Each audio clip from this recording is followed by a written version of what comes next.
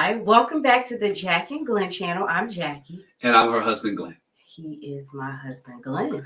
Hey, before we get started, make sure you hit that subscribe button. Make sure you hit that bell notification so you don't miss any of our reviews. Talking about Married at First Sight right now. New episode, new week. The couples.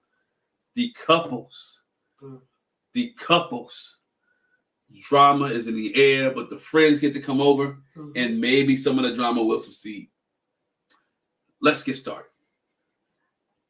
But yes. All right. Subside. Let's stay with. I said succeed. I meant subside. Sorry. Subside. I am educated. Subside. Sorry. Y'all didn't hear her say that. She said it whispered. But she didn't want to embarrass me, but I got it though. That's what we do. We help each other out here on the Jac and Glen channel. She's helping me out. So let's get started. So let's work with the least eventful couple.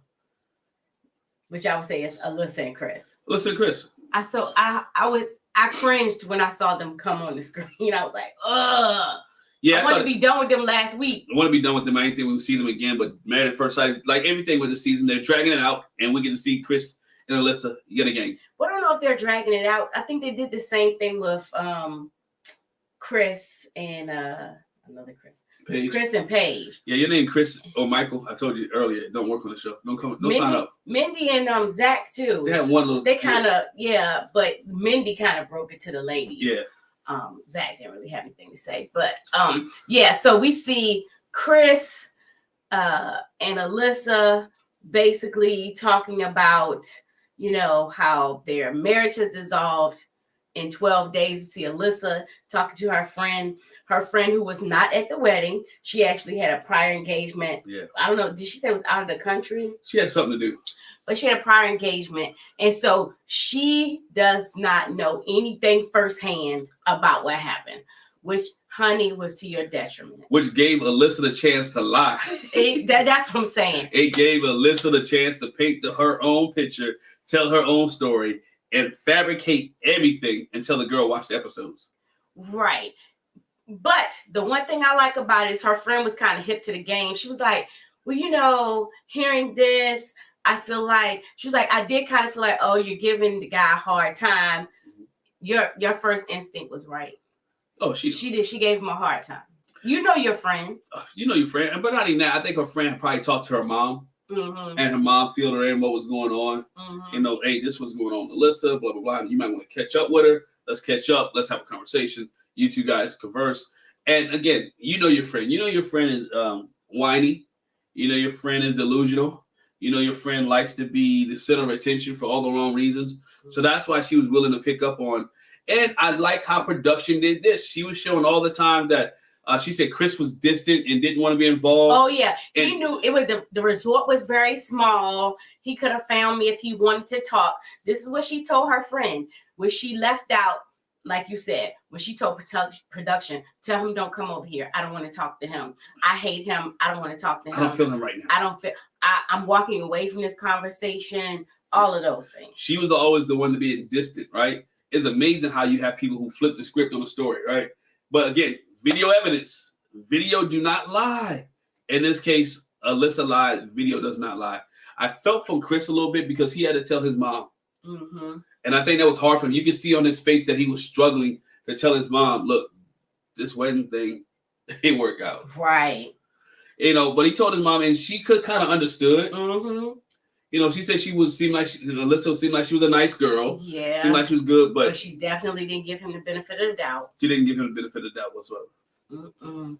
Whatsoever. Yeah, his mom, he was very nervous about talking to his mom, but she was very receptive and she understood because, again, she sat down. The advantage she has over Alyssa's friend when she hears the story is Chris's mom actually sat down with Alyssa. Right. And so she could get her own, not once, but twice. So she met her at the wedding reception, and when they had the brunch the day after.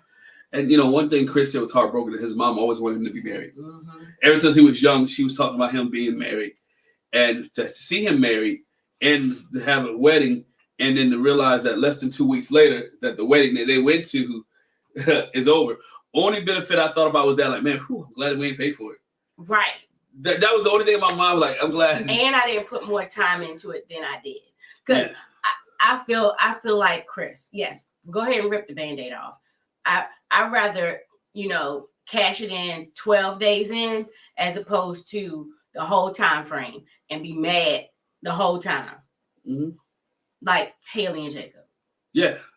But he mentioned that, I think it was on After Party on one of his vignettes. He was like, Alyssa just wanted him to play the game to stay on for 8 weeks. It was After Party. They were like, why do you think the tears? And that's what it was. It was like she did not expect me to not play along with the game. Yeah. So he didn't play along the game. They had to tell a couple when the other couples. They had to tell the other couples, and they told the other couples at the bowling event. They were playing candlestick bowling, and Chris and Alyssa told the other couple that they were divorced. But what was funny was he's sitting there like, "You want me to do it?" Or you do it? And she's like, "You can do it." So like she could turn on the fake waterworks. So she can fake cry, and so she did a. And even the girls and everybody was looking at her like. Everybody was looking like. It was quiet. First of all, I think it was too awkward to do at a bowling alley, in my opinion. I mean, maybe at dinner, but at the bowling alley, and then we expect to go bowl after that. We expect to have fun. I'm sorry. I know if a friend of ours or any couple of ours were telling us that they got divorced, if it was all at an outing, I'd be like, yo, I'd have looked over at her like, what in the world? Y'all couldn't even protect my face. I'm like, what? You see that? Right. But, couples just were staring for it. Like, they looked. Lindsey, you could tell her mind was working. Yeah. Katina was like. Katina, it was funny because Katina had just made a comment about Elijah with his little head jerk. Yeah. And he literally did that like. Oh. Like, whoa, like, huh? Like, yeah, so they had to do that. And so even after the announcement, they stuck around. You didn't see them interact. Well, at least Chris did. For sure. Yeah, Chris did for sure. He interacted with Mark later on, but we'll get to that whole debacle later. But again, they had to tell everybody, your girl Alyssa seemed like, I tried really hard, and I wanted this thing to work. And Elijah was like, you're not going to sit here and tell me that you tried as much as everybody else. He said, I really try. I'm trying with my edge. And I know what trying is for me, but it don't look like you trying. But nobody called her out, though. I mean, I don't think there was a place, it could have been a place and time, but no one said, look, Alyssa, we don't think you tried. But I guess everybody wanted to stay out of their marriage or stay out of their relationship. But I don't know. It just didn't. That's Chris and Alyssa.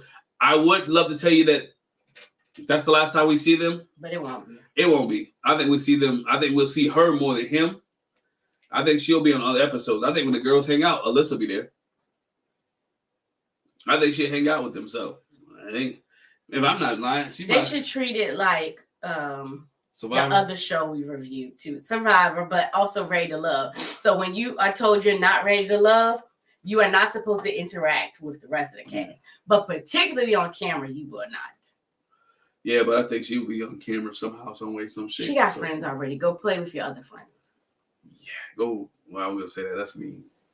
I'm about to say go rescue a dog, but I won't say that. What's mean about it? I don't know.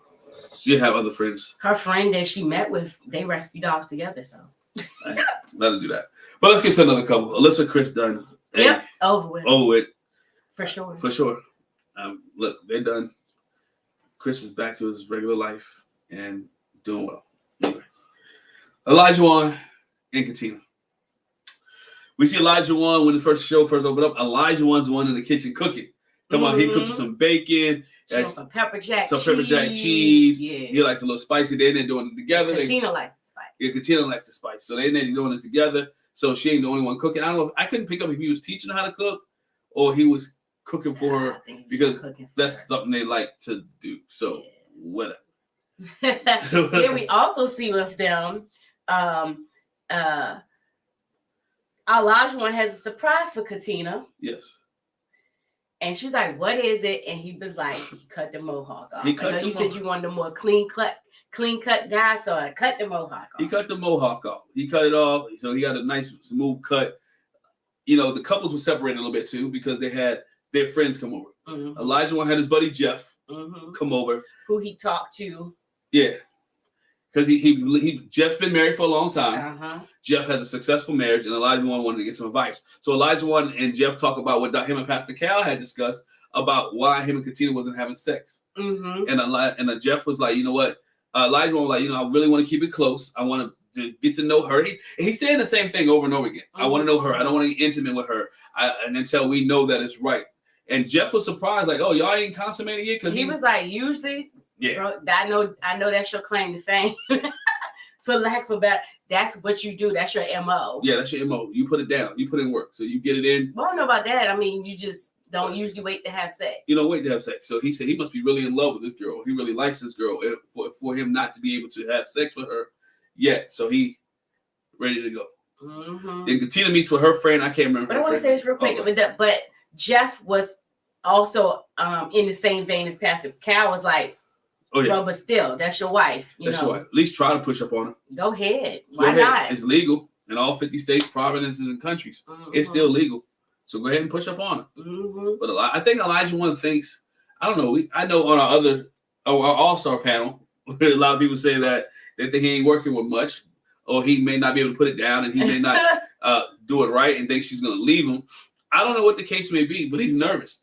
It could be what we find out from the conversation between Katina and her friend, which her friend mentions that Elijah one stated when they met that he had never been with an African American woman in a serious relationship. I'm gonna add the serious relationship one because the way she said it was just like he'd never been with a black woman / African American woman. So which maybe he don't know how to put it out. He may not. He's nervous about that. I don't know. Katina quantified it. She says he's never been in a serious relationship with an African American woman, but he has messed with an African American woman. And her friend was like, but why? But why? I mean, he's black. And Katina's like, well, his mom is Irish. He's half Irish. But her friend was like, well, he's black. But he's black. But again, it's a red flag for most African American women. Absolutely. If you're an African American man or African American woman, and you tell your mate or your spouse that you have never messed with anybody of the same race, I'm like, why not? Why not? And I guess that could be true for the other races too, though. You're a Caucasian guy, and you tell them, I ain't not messing with a white girl before, or Caucasian woman. Yeah, you want to know why. And to me, I understand her friend's apprehensive. I remember, I understand her friend's apprehension, her trepidation, because it's like, why not, bro? It almost, not to be real deep about it, it's like, do you have some kind of self-hate for that part of you? Are you not claiming that part of you? You're brown. I mean, he's obviously wouldn't be categorized. Let me say it like that. You wouldn't be categorized as white. Correct. On any application at first glance, none of that. So it's like, is there a little bit of self-hate there? Or, what is it about black women that you don't like? And then the fact that you've never been in a serious relationship with a black woman, but you have messed with them. In other words, flirted, had sex, Yeah. So is that all black women are good for to you? Like her friend, I know all of this is mulling over to her mind. Yeah. But Katina was like, I ain't think that hard about it because he said he did mess with black women. And we had this conversation. And yeah, we've had this conversation. So Katina's kind of like, I'm at peace with it. And her friend's like, I got my eye on him. I'm side-eyeing him. Yeah, so she got her side. And we laughed about that because that conversation, they showed us the brunch when Olajuwon met with Katina's friends, and we did not hear that part. No one heard it. They hit that part specifically just for this episode. Because everybody would have went in on Olajuwon early. Yeah, that's how I know they didn't play because nobody said anything. Nobody. But I'm suspicious too. What I told my husband too is, okay, so you've never been in a serious relationship with an African American woman. So let's take Alyssa for example. So her thing, she was hung up on the fact that they didn't give me what I asked for. Translation, physically. Correct. So I'm wondering, what did Olajuwon put on his application when he talked to him? Because let's point this out too. Last episode, Pastor Cal said, you never said it was a deal breaker that she didn't cook or that she had to cook. So I'm like, he must have not put any specifics when it came to, I prefer not an African American woman, or yes, include, like, he did not put that stipulation. No, he didn't. Because if he did, I'm sure they would have erred on the side of not an African American woman. Yeah, I mean, I totally agree with you. I mean, I guess he's open. I mean, not saying right or wrong and different, but I just me, I think you should be at least have dated. I'm just saying. Yeah, It's something to. That's a whole different show by itself. Whole different topic and conversation. So, all right. So, Katina and Elijah want to do with their party. They have their little party. They're doing chicken, and now this is funny to me because my God, I was like, what? They're doing a chicken party, right? I'm gonna confess, I drifted. Yeah, I had to catch up. I drifted off to sleep. We both drifted off to sleep at some point in this episode, and so I missed that one. So my husband brought that to my attention. Oh yeah, I went back. It was like they had chicken. I was like, okay, Elijah bought 50 pieces of chicken. I was like, okay, that's fine. Like, I'm thinking 50 pieces of chicken, like 50 wingdings. Okay. No. Which still, what my husband said, for the number of people that were there, 50 wingdings still might have been too much. I mean, you could eat 10 each. The 50 wingdings would have been fine. But you got 50 like big pieces of chicken breast and grilled fried chicken like you got from Walmart, whatever. I'm like, bro, that's too much. Which is nothing wrong. He brought a lot of chicken. I mean, he wanted to do what? And then lied about the fact that they cooked the chicken. Like, the dude comes to the house and said, did you cook chicken? Oh, yeah. Yeah, his friend Jeff. Hey, now y'all cooked the chicken? Yeah, we cooked the chicken. Now, y'all know you did that before. They brought some food. I know I've done it. Brought some food from other place, put it in a dish, served it up for people. Like, yo, this is what's up. Not that I couldn't, not that I can't cook, but I just didn't have time. And I put in the dish. It was coming over for a dinner party. The reality is, guess what? I'm going to say that I ain't had time to cook. I picked this up from the store. Shoot, I'm going to put that bad boy in the dish and keep it rolling. I picked it up from the store. But they put it in the dish and kept it rolling. But anyway, so they had a short number of friends. Katina brought 2 of her girlfriends. No, speaking of the chicken too, that was the other thing we left there. It was a whole bunch of plates and cups for the number of people that came to everybody's house. I was like, it was a number of 5 people. It was a total of 5 people at Elijah and Katina. So you had Katina and Elijah one, which 2. Jeff made 3, and then her 2 friends. 50 pieces of chicken between. Big pieces of chicken. Yeah. Anyway, hey. And 50 plates. I know y'all didn't hear 10 glasses. I know y'all didn't come here for us to talk about chicken, but that just irritated me. Elijah one met with. It's important. It is important. It is. Elijah one met with Katina's friends. Or they asked Katina first how everything was going. Katina said, "Look, we're not intimate." Girl, like, what? For real? She's like, we grown here. Don't lie to us. Basically, like, don't lie to us. We grown here. I know, for real. For real, yeah, for real. We're not intimate. So she told her friend they're not intimate. And, they basically, keep an eye on him. There's some things they gave us a red flag when we met with them at brunch. Then they switch over to Elijah one. That's Elijah one. What's going on? What, kind of like, how you and Katina doing? Mm-hmm. And he's like, yo, we doing fine. Everything is good. We have some issues, some ups and downs and whatnot, but we're doing fine. We're doing fine. I really care about her. I really love her. I mean, not love her, but I really care about her, and we will make sure everything is good to go. Katina speaks to Jeff. Jeff tells Katina, look, I know Elijah one could be a little too much. I know he's a lot, but this is how you handle him. Basically, he gave her, it's not irritating me, but it's like everybody's telling her how to handle Elijah one. Everybody knows that Elijah one is too much. I mean, his brothers did it. And too much in the fact, not the same too much as Lindsey, right, but too much with I'm going to attribute, and it's not a diagnosis. He said it, and we know what comes along with that. I'm a contributor to his ADHD. Yes, he's excitable, off the wall, lots of energy, can't stay focused, changing topics. Because her other friend brought that up too when they met with him. He was like kind of all over the place answering questions, So yeah, I'm a contributor to that. Yeah.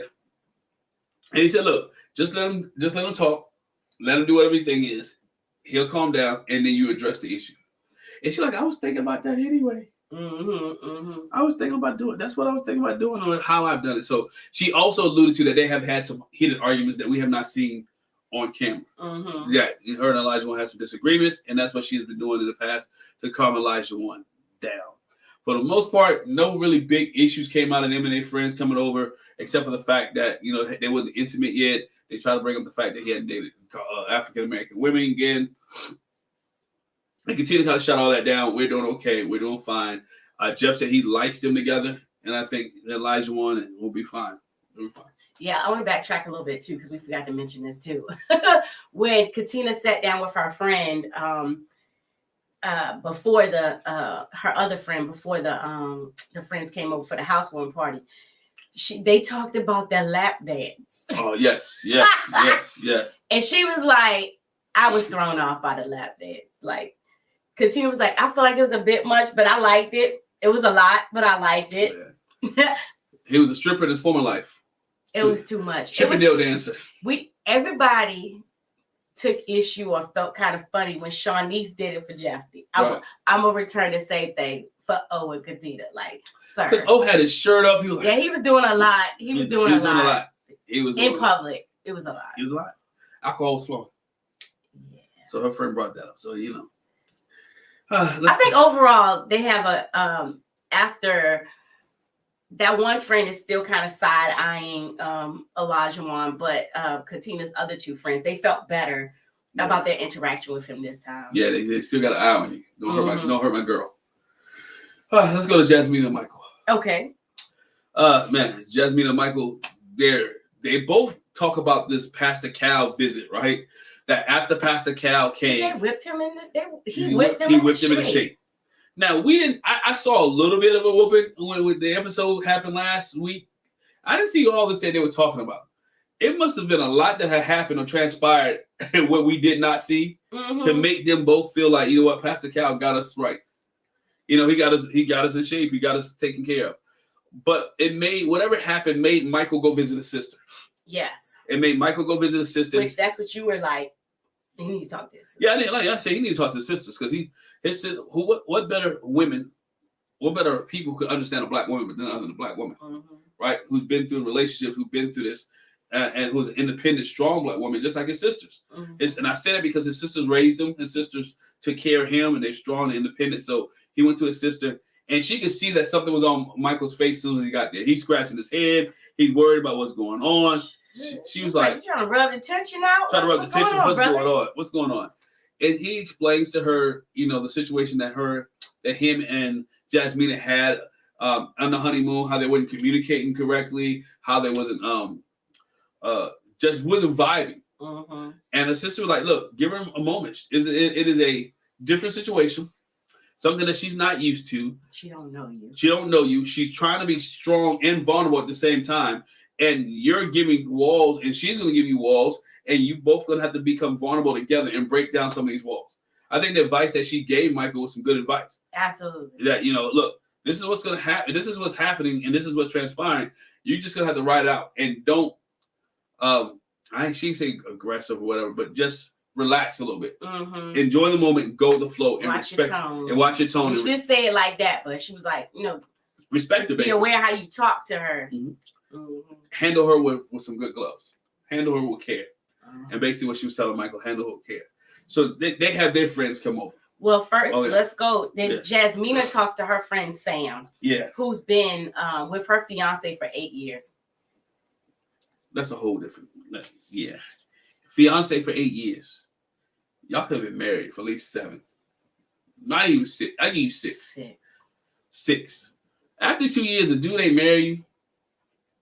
I'm not gonna be no. Yeah, that's a whole different. I'm gonna say ain't gonna be nobody's fiance for no 8 years. No, next, okay. Yeah. And so they talk about her and Michael's relationship, and the one thing that in talking to Sam, Jasmina says, talking about Michael's personality and how they have communication. They've been butting heads when it comes to communication, and Sam says, "That sounds a lot like you." He sounds, strong like you. And she was like, "What?" And Sam was like, "I'm not taking it back." Basically, it's like, you heard what I said. Yeah, they're two peas in a pod. Yeah. You can tell when you see Jasmine and Michael, they're just alike. They don't know how to handle it because they're just alike. And that's one of the issues that they have. They got to learn how to communicate. I think Sam told her, "Look, you just need to get over it and move forward." Right. And I think that's what Pastor Cal was telling them too. Look, okay, you can't change what happened in Puerto Rico. You can't change her lying about going home to be with the dog. You can't lie about him. You can't change the fact that he has 2 girl roommates. And from this point on, what are you guys going to do? And you saw more interaction between Jasmina and Michael. I mean, you even saw Michael putting his hand on her, touching around and her she hip. ain't push him off. She ain't push him off. And then, and having a good time with Michael. And so even then, you could see that she had let her walls down when the family and friends came over. Her 2 friends come over. Before we go there real quick, I want to, because you touched on this a little bit, because she did talk to her friend Sam about the thing with the 2 female roommates. Yeah. Like, I'm in there and the one female roommate come out and Sam said it like this. And obviously Jasmina thought about it like this and Michael kind of said it. She was like, obviously he didn't feel comfortable or didn't think it would be good to tell you he had a female roommate. Yeah. He did make it worse. It was worse by not saying anything, but I'm sure he didn't say it because he was like, ugh, this doesn't look good. I don't know how to tell her. Well, she might blow up. Even if she did share that I live with a man. Right. Still, y'all don't know each other. And maybe a female living with a man is fine because everybody knows, and I'm just throwing this out there, women can have platonic relationships with men. It's not, and we don't know what the guy she lives with is like or whatever. Maybe it's, some other things that where they're not messing with each other. Right.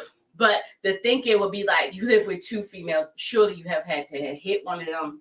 Oh, smash. Been in a relationship with one of them, like thought about it. They might be looking at you. Maybe that's what's going through his mind. It probably look a little bit better that you live with a guy, but not that I live with girls. Yeah, it's one of those things, man. I think it's one of those things where Sam was just putting it in perspective for Jasmina. Like, give bro a break. If this is your husband, give him a break. You can be too much. Mm-hmm. And bro, he's probably scared. So let him go ahead and flourish. And I can understand Sam, and I appreciate Sam's honesty to Jasmina. And sometimes you need a friend. All the time you need a friend like that who's honest with you. And they'll take stuff back. For sure. And that's what Sam was to Jasmina. But you were saying that so the friends come over for the housewarming. Yeah, and Michael mixes some drinks, and he like, I don't know if this is gonna be enough. I don't know if this is gonna be strong enough. No, he said she was like, you putting all that in there, and he said that's what it called for. And when the friends drank it, it was like it's too much, and her friends liked it. They were good with it. Like, Michael like, so it's 5:00. He ain't think y'all get drunk. They're like, we don't care. They was like, it ain't early. This is fine. You could have put more alcohol in it.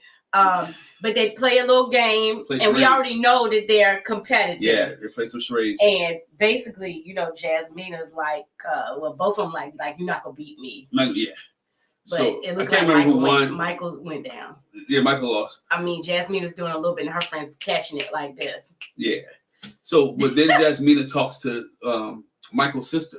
Yes. And she said, I really like you. Basically, this is the first time we get to hear Jasmina actually say that she likes Michael. Because the sister was like, he was questioning, do you actually like him? Like, he was like, I'm not sure. She's like, oh, no, I like him.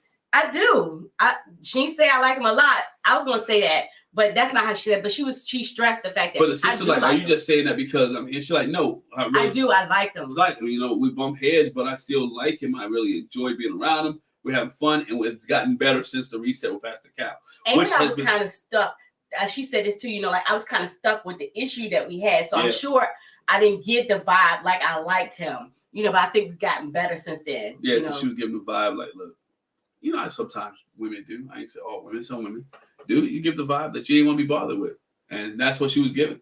And everything was short with her. Everything, so she gave that vibe. Michael was like, so Michael talks to her friends. They're like, what's going on with your girl? He's like, oh, I like her. Except that we still have some communication issues. Mm-hmm. We need to work on those. Mm-hmm. But I like Jasmina, and I think we can work out. Mm-hmm. So it really wasn't much for them. It was just like, okay, they can kind of work things out. We can see how Jasmina and Michael are meshing now since the reset with Pastor Cal. Mm-hmm. And that's the whole theme with him. Every time anyone asked him, even when they was doing the bowling thing. Oh, Pastor Cal ripped us a new one. Pastor Cal ripped us a new one. Pastor Cal gave us a reset. I need the full. I need the video. I need the footage. I need to see what actually happened. I need it all. Where whatever Pastor Cal said or did that we did not see to make these two really change for this episode. Mm-hmm, mm-hmm. I'm going to say for this episode because it may be some other stuff later. But let's move. Okay. Noy and Steve. Yeah, wet noodle. Hard noodle. Soggy noodle. All over noodle. I'm sorry. it was bad. It's all over noodle. Noy and Steve were going to meet with their families real quick. Noy and Steve. Yeah, friends. They meet with the family. Housewarming. They will each cook a traditional dish from their background. Noy will cook a dish from Laos. And Steve will cook a dish from China. Yes, Chinese. Right? Chinese. So they cook their food for their friends. Good little interaction between each other. And not nothing major came out of that whole. The biggest thing is the job situation, right? Right. The biggest thing is the job situation. Her friends pulled Steve in the room and they talked about it, and Noy talked to his friends about it. And what irritated, or what we had a long discussion about, right, was about when Noy was working at home and Steve came out like, you want some breakfast? Just came out of the room cooking breakfast, cooking. And he was like, you was in a meeting, you got a lot of work to catch up on since you're on a honeymoon. And she was like, yeah, have a lot of work. You could tell when he walked out, she was intently working, and because she's a talent acquisition coordinator. So if she can get him a job, if he want a job, right? That's what she does. She gives people jobs. Which, side note, that was the thing that his friends brought up, was like, one of his friends was like, I have a company that's hiring sales engineers all the time. Like, he could get a job. And she was like, your friend can get your job. Why don't you get you a job? He does not want to. Let's quantify, because this is the whole discussion we had. Let's quantify it. He wants to work. Yes. On his terms. Correct. He doesn't want to be unemployed. Correct. He just doesn't want to work for he doesn't necessarily want to work for someone, right. Work for a company. And so a lot of the discussion and talk made it sound like he don't want to work. That's not it. And there's a lot of people like that, whether you're an entrepreneur, or just a freelance, like, I don't want to be pinned down to a 9-to-5. I want to work my hours the way I work my hours. But the whole thing is he does not have an issue with being employed. Not at all. In some way, shape, or form, but he doesn't want to have the traditional job. And he has enough money. Cubicle. He has enough money that he doesn't have to work. And so right now. That's our assumption. Yes. No, he said it. He said he has enough in savings that he doesn't have to work. So, and by what he makes, he might have enough in savings. We don't know if he's going to get a job doing the 8 weeks or not. But if he does not get a job for 8 weeks, would she be bothered by that? Yeah, so that was our discussion. We might have to do a whole nother video. Because that was my thing. I'm like, this is it. Okay, so if you got Steve, if you have enough to sustain you / us for 6 months, for 2 weeks, for however long, like, then I'm not gonna sit here. I'm telling you, it's irritating if you sitting there working your heart out at this computer and he just walks by all leisurely, sits down, plays video game. I'm gonna go to the gym for about 3-4 hours. I'm like, either you got it enough for us to live, or you don't. And so, if I gotta sit here and work because I have to work to sustain us, you ain't got enough. And if I'm working, doggone it, I need to see you working too. You're not going. You ain't on the Biggest Loser. You don't have the luxury to work out all day long. But I think that's what Noah's frustration. Even when we get to the noodle situation, right. Her frustration is, look, dog, you ain't basically. He said he's contributing, and we've seen him contributing around the house. He's like, I'm taking out the trash, I'm feeding, I'm taking sushi out. Mm-hmm. He brought sushi, pooper scooper. Yeah, he bought him a pooper scooper. Him a pooper scooper for sushi. Yeah. And so he's doing all these things around the house. He's just not going to a traditional job every day. Mm-hmm. And so she's sitting at her desk with her monitors and everything. And I think it boiled over, and she got frustrated when it came to the fact that she's like, well, let me make you dinner. She said she's going to fix them dinner. Yes. Right. She needs gluten-free noodles. He needs regular noodles. And so he said, I came in the kitchen. She called herself fixing us dinner. And all I see is gluten-free noodles on. And you've been in the kitchen for a minute. Mm-hmm. You could have cooked both noodles. And so he, let me put my noodles on. Yes. But then when he put his noodles on, she wasn't paying attention to his noodles. He was like, they're overcooked. And what we found out on after party is then he was like, okay, sushi had to go out. And she was like, it's fine, I'll take sushi out. And like, she literally left out. Left and never came back. And he kept texting her. Didn't answer his text messages. Phone calls. Didn't answer his phone calls for a whole 24 hours. Right, and didn't tell him what was wrong. He figured out what was wrong. He goes on social media and finds out she made some posts about the relationship, how the relationship is not good, how her marriage is not good. Well, that's the insinuation, yes. Insinuation her marriage is not good. And he was like, well, my family and friends follow you. They see this, they be calling me. Plus, I don't even know what's really going on because you haven't communicated with me. And it has to be much more than noodles. Mm-hmm. And she's sitting on the other end of the couch like a little kid. And he's sitting there like he's her dad, scolding her. Well, not scolding, but and telling her how you feel. Lecture. Giving her a lecture. She was like, I probably shouldn't have did it. He said, no, not probably, definitely shouldn't have. Definitely shouldn't have. This is not how you operate in a relationship. We should talk. If you need space, which she said, I need space. I can't deal with a conflict the same way you deal with a conflict. That's true. But you still need to communicate with your spouse. Hey, for me, I don't want to talk about something right in the midst of the disagreement. I needed some space to get my mind together, and then we can come back and talk about it. That's what you say to your spouse. And I commend Steve because he was very mature in the conversation that he had, very level-headed and very wise in how he said it. Everything he said was true. And I told my husband, I was like, so you talk about how your parents have been together all this long time, how they made it through this, you know what I'm saying? And is that what you learned from them? I doubt it, honey. Yeah, and he didn't try to kill her. He did it in a nice. He didn't raise his voice. He did it in a nice, stern way. And she has an issue with this financial situation that's spilled over to everything else. Same thing we said to Jasmina. When you irritated with somebody and you mad at somebody, every little thing they do will set you off. Mm-hmm. He came in there, he was just complaining about the way I was cooking. No, he just wanted to know why his wasn't cooking. And the other thing is too, and why his were overcooked. So let's get to this too, because I get Steve's point of view too. It's like, okay, so if you say you're gonna cook me a meal, well, mine said no. No, I mean cook me a meal. You know what I'm saying? Yeah. Like, don't throw it together, right? Because then the sentiment is lost. Yeah, you know what I'm saying? I got you. If you say you're gonna cook me a meal, then cook me a meal that's worth eating, and it seems like you actually put your time and effort into it. Not, I'm gonna fix some of these noodles. Yeah, put some love on it. So that was his thing, and it wasn't nothing bigger than that to him.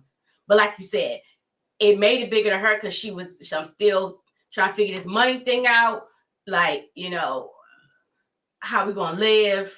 I need a plan. I need some security. And then here you come talking about these freaking noodles. I don't feel like fixing your daggone noodles right now. Yeah. But again, if you're gonna say you're gonna cook for me, cook for me. Mm-hmm. That's my big. If you're gonna say and if you're not cooking for me, I'm gonna come help you. Right. But again, the way he said what he said was she took it like, oh, you rushing me? Oh, you mean I ain't doing a good enough job for you? And that's the way she took it, and she felt that way. And that's what he was saying. And that's what he said. And there's nothing wrong with him saying that. Nothing wrong with saying that. Nothing wrong with that. In his actions. And Steve was like, yo, when they went to Candlestick Bowling, she was still mad. And everything was, we're gonna put on a show, put on a front in front of couples, other couples. Basically. Like everything's all right. Like we keep our stuff to ourselves. We're not gonna expose it in front of other couples. And that's fine. That's fine. That's fine. Especially in this case, because it's not a married at first sight couple issue, it's a personality. That kind of thing, I think you should talk to somebody or share with somebody that knows y'all better. Because these couples, they don't know y'all. No, not yet. So I understand. I understand. But at the same time, yeah, don't put on this. Don't put on. Yeah. Don't put on. All right. Is that all with them? Yeah, not major. It was just the noodle thing. Yeah, and the finances. And the finances. Which we're gonna talk about a whole other finances on another video because we had a long discussion about that. Yeah. Let's deal with that. Let's go with Mark and we should. Mark and Lindsey. In their apartment. Man, Mark, their food party, whatever it was, they had a pizza party. Right? They set up all different types of things so they can add to pizzas. They brought their friends over. We find out Mark never had a taco before. Yeah. That Lindsey helped Mark eat a taco for the very first time. What? Yeah. Who's never had a taco? Like I find that so hard to believe. Yeah, that's weird. Hopefully he had a burrito or enchilada. You think he didn't have any Mexican food before? Oh no, I told you. I know a person who doesn't do Chinese, who's never had Chinese. Matter of fact, I know a person who has never done a taco. This is the same person that hasn't had Chinese, same right? person, yeah. But like I feel he's picky. But we had that conversation. Matter of fact, we had that conversation over the weekend. Nikki and picky and plain.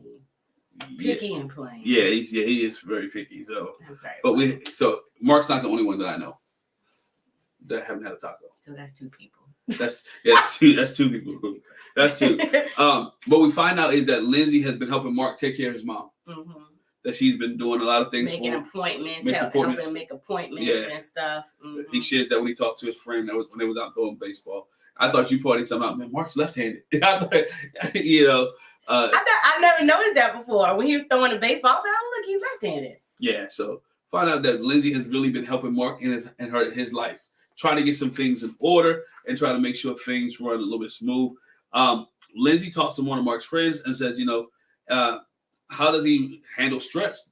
Well, let me go back to the conversation with him and his friend, because he also shared with his friend the same issue that he brought up with Pastor Cal. Oh yeah, she lacks a filter. I'm not the type of person that's gonna show out in public. Basically, I ain't gonna show my tail in public. And he was like, she ain't got no problem with it. And he was like, I don't like it. I feel like, do I want to be with somebody that acts like this? Do I want to be with somebody that talks like this? But I said it, I think a couple of videos ago. No man wants to be with a woman. He always has to put fires out. True. Right? I watched 5 Heartbeats the other night. I watched that movie all the time. Right? And then that scene in the 5 Heartbeats, they're doing the Shy Brother game, and JT and them doing it, and Duck was in there. And the guy comes back to the table. He slams his glasses down. Like every night I got to fight to prove my love, right? That's how Mark is feeling. Every day I got to put out fires. Every day I got to tell her to calm down.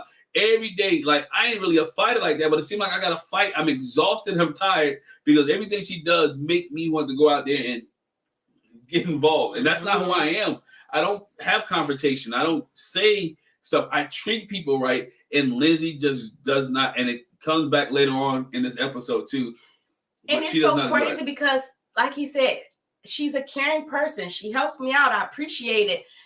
But on the flip side, it's like she's doing too much. She goes overboard. She could be overbearing, lacks a filter. And it's just not cute. Yeah, she does way too much. Does a lot. So I don't know if I want to be with somebody like that. Yeah, doesn't want to be with somebody like that. Talks about his friends, talk about stress that he says doesn't typically bottle things. He doesn't typically hold things in. He usually let things out and release it, but I think he doesn't hold things. He holds things in from her because he doesn't want her to try to fix everything. That she's the fixer. That she try to solve it. So if I say this, she can try to go do something about it. She can try to make it upset. And I'm not saying that's a bad thing, but don't take it. Just like sometimes women don't want men to take away their independence. In this case, Mark doesn't want Lindsey to take away his independence of being a man. Right. Let me be a man. Let me do some of these things. These are some of the things that I was doing before you came into my life. And I might have been juggling them, but it made me feel normal. It made me feel natural. It made me feel like a guy. So you can assist me, but let me finish doing what I do. Exactly. Let me have a balance. Yeah. But yeah, so his friends let Lindsey know, like if he's bottling things up, that's not good. Right. Because that's not usually how he operates. And Mark has a conversation with Lindsey's friends. It's like, how do I let her know when she's doing something that irritates me that I don't really care too much about? And the friends was like, just tell her right then and there, which he does later. Mark's a kind person, so he's not going to be all brash, Nobody should have used to nobody. Yeah. But they tell him just not attack it head on, but address it head on. And so, yeah, like you said, he tries that later. All right, here we go. Get to later. Here's later. You ready for later? Here's later. So they're at the bowling alley. All the couples are at the bowling alley. Katina Lindsey is talking. They're talking about men putting down the toilet seat. Yes. Because Katina says, I love Elijah because Elijah always puts down the toilet seat. Elijah keeps everything going. You know, I don't have to worry about sitting in the toilet, getting my butt wet, none of that stuff. So then other wives chime in about what's going on and with them in the toilet seats. And Steve asked a question. Like, what's the importance of putting down the toilet seat? Is it just a sanitary thing? And she stands up from the nurse, you know, it's just poop spray. Bacteria just goes all over the place. And they're like, let him talk. Yeah, Katina's rolling her eyes at this point. But Jasmina's saying, let him talk. Mm-hmm. And Katina's like, oh, here we go. Because before then, she already made a conversation about, she made sexual comments while they were out. And she's like, not appropriate. Katina was like, not appropriate. Mm-hmm. Not appropriate. We ain't got to worry about the sexual comments. It's just not appropriate. Now, I don't know if Lindsey heard it, but the camera picked it up and we still heard it. Mm-hmm. So that was an inappropriate comment. So now we get to the part where she's talking about the toilet and Katina's like, oh, gosh. And she was like, what'd you do that for? What you rolling your eyes for? And Katina's like, basically, girl, stay over there. I'm not going to argue with you on camera. I'm not getting ready to argue with you on this camera. We got this alcohol in our system. And for real, what she did say was, I'll beat your tail this time. Yeah. Do not start with me. She's like, nah. And then Mark got embarrassed. Mark was like, stop. Why you do that? Mm-hmm. Why would you poke the bear? Why? You know y'all don't like each other. Why would you do that? Why would you go off like, you know? And so she didn't like, oh, you not for me? You for her? So what you doing then? What you trying to say? Which at least Mark, like he didn't have this conversation in front of the couples. It was once they started bowling, by themselves, you know, and he said, like, why would you do that? Yeah. Why did you do that? And she was like, oh, you got a problem with the way my delivery you at? Yeah, so are you here, like you said, you here for me or you here for her? And she just went overboard. She went over. She goes into the bathroom. Mark goes. No, before that. Oh yeah. Before that, he was like, you know, kind of like alluding to the fact that you need to slow down on the drinks. Yeah, you drink a little too much. And she's like, you know, go ahead, walk away, go call your mom, see if she can give you some place to stay tonight. Ooh, that was. She pulled a Jose. Remember, see, I'm not giving her a pass, right? Because Jose did that to Rachel. Oh, then go ahead and get out there. You know, whatever. But it wouldn't even just get out. He locked the door. You tell him to go stay with his sick mother at the nursing home. Lindsey goes low blows here. She's mad. She's upset. Alcohol's flowing. Alcohol's talking. And she starts going in on everything Mark. Everything. Oh, you make $60,000 a year selling gym memberships. You know, your small balls. I mean, she goes into everything. She goes. She did. She raped that joker, and she was in there just talking cash trash to one of the producers to the point where another producer comes in to try to get her to come out. So I'm not coming out there. He can go there. He can do this. He can call his mama. Go to his mom. I'm helping you in your life. Your life is in chaos. It wasn't for me. This, that, and the other. I wouldn't be doing this. She goes slam in on Mark. And mind you, to the point where she's so loud that Mark is sitting on the steps with Chris. Yeah, Chris going to console him and kind of figure out what's going on. And yeah, Mark is like, is that Lindsey? Chris was like, that Lindsey? He's like, yeah, that's her. And this isn't the first time because we found out on Unfiltered that, on After Party, that they have arguments like all the time. And then Lindsey calls Chris. And Mark called Chris. And he was like, I'm not surprised. This has happened before. And I'm usually the first person they call. Yeah. So they have a relationship there, which explains why she was real close with Chris on the previous episode of After Party. But she goes in, and I think she's totally wrong. This is what my thing is. When you're in the midst of an argument with your spouse, you don't bring up things from yesteryear, 15 years ago, from the past, and you especially don't start taking low shots. She started going low about how much money this man makes, about his mama being sick, about his life is being bed bugs, about everything. She goes I put on a hazmat suit for you. I took a day off of work. You're roach infested now. I don't know when we got roaches. It was bed bugs. She got roach infested. I took off of work, blah, blah, blah, blah. So she's going in on this dude, which I felt bad for him. And he's just sitting there and not saying nothing, which I appreciate because, again, it goes back to what he said. I don't like to make a scene in public. Mm-hmm. He could have easily got hot-headed and went in the bathroom, and next thing you know, he arrested her going out because they going back and forth at it. Mark didn't say a word. I feel sorry for that dude because she's too much. She is truly too much. I don't see how he puts up with it. I was embarrassed for him. If you ever been around anybody that just ring their spouse out in public, like, bro, it makes you want to go under the table. Why would you never do that to your spouse in public? You never demean your spouse in public. Never. Matter of fact, don't demean your spouse, period. Even when you have a disagreement with them, you should never low blow them and just bring up, that's why. Yo, she brought up, that's why, this, that, and the other. She thought she was in high school again. When she talked about the man private parts, I was done. When she talked about his money, because most people would love to make $60,000. I don't know how far $60,000 go in Boston, right? But $60,000 in certain places, it's a lot of money. Mm-hmm. It's a lot of money. And you mad that he's hustling gym memberships to $60,000? You're gonna enjoy that $60,000 after. I don't know how much she makes as being a nurse. I know nurses make a lot of money. Yeah. So nurses make a grip. They can make a grip, right? Depends on how much you want to work. I don't know if she's an RN. She should be an RN, but that doesn't necessarily make. I mean, not so. They didn't say if she was an RN or not, but I hope she's an RN, right? But you don't start. This is your husband. No jabs. No jabs. She jabbed him from up to down to left to right, the uppercut. And Mark was standing in front of her. His neck would be like he was a Mike Tyson punch out or something. She was just jabbing dude, man. And I felt bad because he didn't say anything. And he didn't want to say anything. So me personally, as a female, and if I was a man, me personally, I'm going to that bathroom door.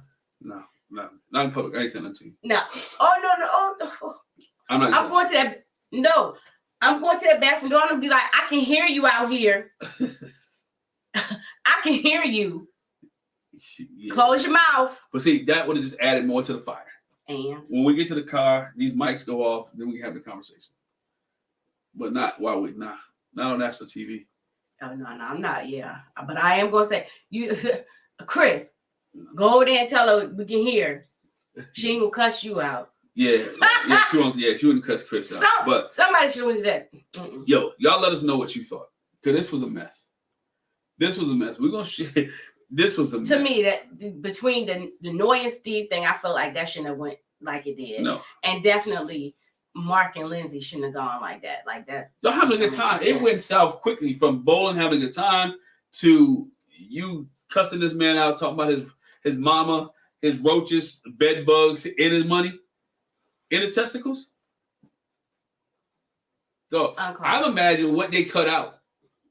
Oh, she went in. They probably cut a lot out. They cut a lot out. But I guarantee she went in for a long time. Mm-hmm. And this is the question: how did she get home? Because she had to ride with him. It must have been an awkward ride home, dog.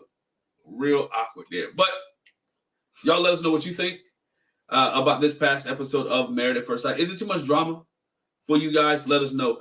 Were you surprised that Elijah Warren has not messed with an African American woman? Were you surprised that Chris and Lindsey? Were you surprised that Alyssa and Chris were still on the show? And what do you think about Mark and Lindsey? Please leave a comment in the comment section below. Thank you, ladies and gentlemen. Hit the subscribe button and bell notification, and we'll catch you down the road. Bye.